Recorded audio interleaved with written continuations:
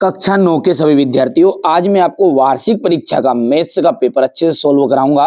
यदि ये पेपर आप ध्यान से समझते हो और अच्छे से कंप्लीट करते हुए ना, तो मेरी पूरी जवाबदारी है, आपको 60 से 65 नंबर लाने से कोई नहीं रोक सकता है। ठीक है, बढ़िया ही ध्यान से समझेंगे। किन्हीं दो अपरिमेय संख्याओं का जो गुणनफल है वो कैसा होता है। देखिए, गुणनफल का मतलब होता है गुना। देखिए यहाँ पर दो उदाहरण मैंने लिखे हैं, करनी 3 है और इंटू है 2 करनी 3।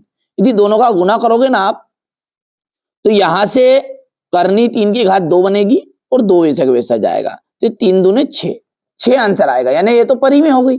इसी तरह एक उदाहरण और है यहाँ पर, ये ठीक है, तो इसको आप देखोगे तो इसमें अपरिमेय आएगा। यानी कभी तो परिमेय आ सकता है और कभी अपरिमेय आएगा। और ये तो तीसरा उदाहरण मैंने यहाँ पर जोड़ कर दिया है, तो यहाँ पर लग सकते हैं आप, कभी परिमेय आएगा तो कभी अपरिमेय आएगा। किसी वास्तविक संख्या का निरपेक्ष मान सदैव होता है, धन संख्या होती है। शून्य बहुपद की जो घात है उसे हम परिभाषित नहीं कर सकते। निम्नलिखित में से कौन त्रिभुजों की सर्वांग समता की एक कसौटी नहीं है। तो एस 3 असंरेख बिंदुओं से होकर अधिकतम वृत्त खींचे जा सकते हैं। 3 असंरेख बिंदुओं से होकर कितने वृत्त खींचे जा सकते हैं, तो एक वृत्त खींचा जा सकता है, जो कि यहां पर मैंने बताया भी है। ठीक है, गोले के आयतन का फॉर्मूला होता है 4/3 पाई आर क्यूब। चलिए, अब है रिक्त स्थान, 9 की पावर है 1/2। ठीक है, इसका हम यदि सोल्व करेंगे इसे, तो ये बनेगा आपका 3 की घात 2। देखो गौर से, और 3 की घात 2 इंटू 1 की घात 2, 1/2, 2 से 2 कैंसिल, आंसर कितना आ गया, 3 आ गया है। वाई अक्ष के समांतर रेखा प्रत्येक बिंदु की क्या कहलाती है, भुज कहलाती है। ध्यान से रखिएगा, वाई अक्ष के समांतर बोल रहा है तो भुज होगा। यदि ये एक्स अक्ष के समांतर बोलता तो क्या बोलते अपन, कोटि। सरल रेखा वहां भाग है जो अंतः बिंदु हो। ठीक है, सरल रेखा का वहां भाग जिसके 2 अंतः बिंदु हो उसे हम कहते हैं रेखाखंड। जिस तरह से ये यहाँ पर है, अपन इसको क्या बोलते हैं, इसके दोनों बिंदु क्या है, अंत है, यहां से आगे नहीं है। और आगे रहते तो कभी समाप्त नहीं होते तो अब इसे रेखा कहते हैं, पर लेकिन ये बना आपका रेखाखंड। आयत के विकर्ण बराबर होते हैं तथा एक दूसरे को क्या करते हैं, समद्विभाजित करते हैं, 2 बराबर भागों में विभाजित कर देते हैं। 3x क्यूब में एक्स क्यूब का गुणांक, देखिए जो भी एक्स क्यूब के आगे लिखा रहे वो कहलाता है गुणांक।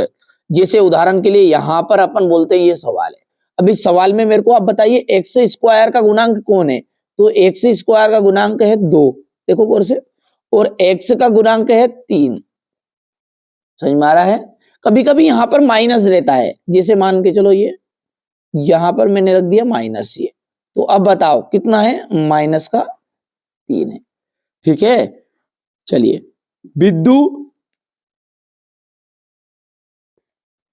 बिंदु है आपका 7, -6 की कोटि का मान ज्ञात करो।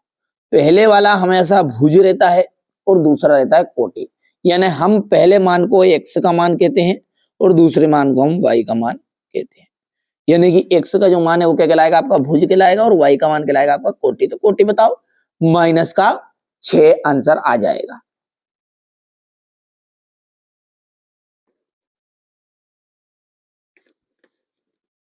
यहां से आप देखिए, भाग में है यहां पर, और a की पावर m है, भागित है a की पावर n।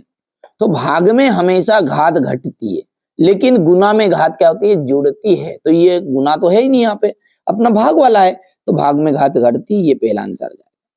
एक ठोस की विमाओं की जो संख्याएं हैं वो अधिकतम 3 हो सकती है। 90 डिग्री से कम माप वाला कोण, जिसकी भी जो माप है वो 90 से कम है, वो न्यून कोण कहलाएगा, और 90 से अधिक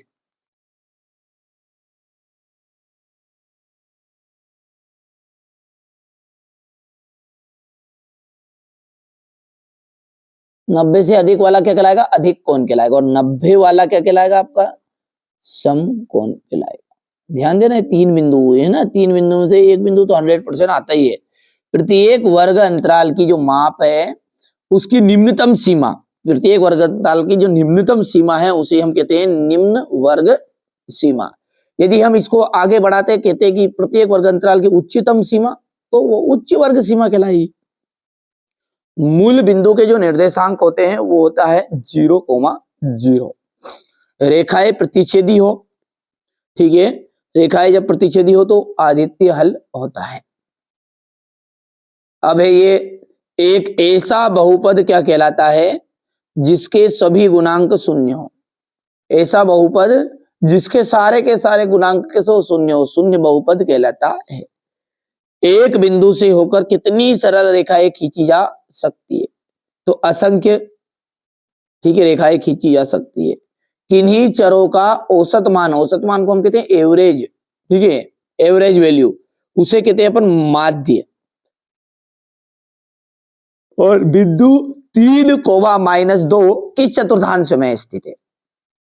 तो भैया यदि दोनों प्लस रहते तो पहला, दोनों ही माइनस के रहते तो दूसरा, आगे वाला माइनस रहता और पीछे वाला प्लस रहता तो तीसरा। अब लेकिन यहां पर पहला प्लस है, पीछे माइनस है, तो चौथा चतुर्थांश होगा, चतुर्थ बोलते हैं। यहां पर x इक्वल 2 है, y इक्वल 1 है, जो समीकरण दिया है आपको है 2x + 3y इक्वल k का ऐसा मान ज्ञात कीजिए जो k का मान हो, ठीक है। तो भैया यहां पर अपन क्या करेंगे, x की जगह पे तो 2 लिख दिया, 2 × 2, y की जगह पे 1 लिख दिया, 3 × 3, 2 दूने 4 और 3 × 3, 4 3 7। दो चरों वाला एक रेखिक समीकरण का उदाहरण अपने को देना है, तो ये ax + by + c = 0 हो जाएगा। बिंदु 0,3 तृतीय चतुर्थांश में स्थित है, तो भैया ये गलत है क्योंकि ये प्रथम चतुर्थांश का आंसर। दूसरा आपका असत्य रहेगा।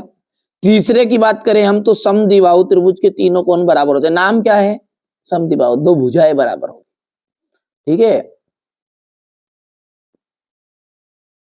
समलंब चतुर्भुज की सम्मुख भुजाएं समांतर होती है, असत्य है।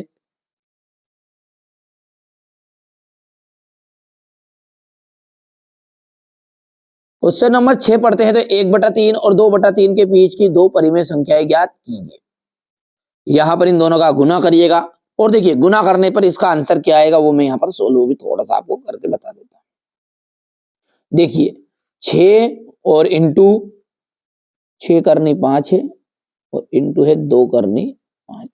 यदि हम इसको आगे बढ़ाएंगे तो ये तो 6 दूने तो हो गया 12, इंटू हो जाएगा आपका करनी 5 की घात 2, देख लो गौर से, और 12 पंजे मेरे हिसाब से कितना जाएगा 12 × 5, 5 बाहर निकलेगा और 60 आंसर आ जाएगा। ठीक है भैया, चलिए इस तरीके से अपन दूसरा सवाल क्वेश्चन नंबर 7 को करना है आपको, व्यंजक सरल करने हैं।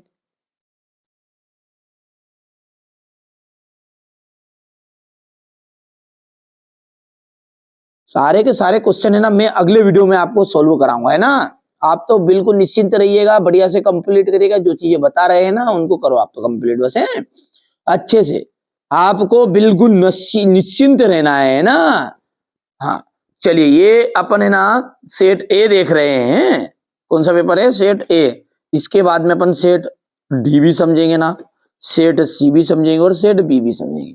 4 पेपर है और इसके अतिरिक्त भी यदि जरूरत लगेगी तो 2 पेपर और प्रोवाइड कराऊंगा। अच्छे से आप तो तैयारी करिए, है ना। ये 4 पेपर में ही आपका सब कुछ छिपा हुआ रहेगा, यानी इसी में से आपका आएगा 100% श्योर है। प्रश्न नंबर ये 13 हो गया है, 14 हो गया, 15 आयत के 2 गुण लिखिएगा। क्वेश्चन नंबर 17,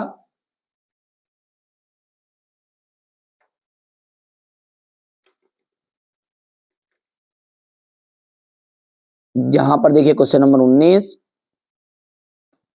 ये क्वेश्चन नंबर 20, 21, 22 और ये 23, टोटल 23 प्रश्न आपके यहाँ पर हैं। ठीक है, तो ये मैंने क्लास 9th का मैथ्स का आपको पेपर बताया है। ठीक है, आप तो बढ़िया से कंप्लीट करिएगा। ठीक है, ये सेट बी है, सी है और डी है, आप तो अच्छे से तैयारी करिए बढ़िया से। ठीक है, चलिए तो मिलते हैं अगले वीडियो में।